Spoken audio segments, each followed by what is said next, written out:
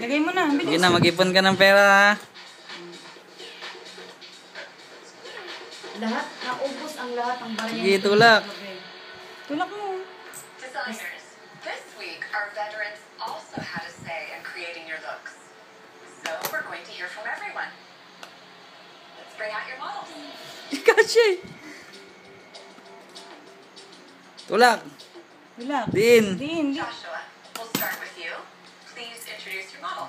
This is Captain Leslie Smith, enter service dog. Ba't kasi tig 25 lang piso? May mayaman kasi si Mama Nina. Sorry. Ay, thank you, Papa Carda. I will be attending an upcoming Ah. military event that will be Dami yan ha. Isa-isa lang ha. veterans. I think it's a beautiful, beautiful dress, and what I love about this Yeah. is that it just feels very comfortable and it feels very you. I love it. Thank you. Carmen? Question, did you make a conscious effort to show the prosthetic? Absolutely. I'm very proud as a female wounded warrior veteran to show my prosthetic. I'm very proud of my service and my Yeah, survival push. story. I'm so happy you said that. Thank you.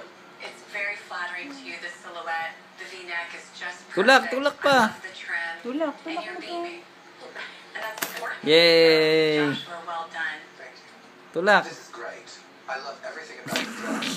But I would also love Isaac to be in something a little more Tulak. glamorous. Seeing that his name Tulak. is Isaac, he would be proud. Yay! Wala na. Ay nga. Georgina. Yay!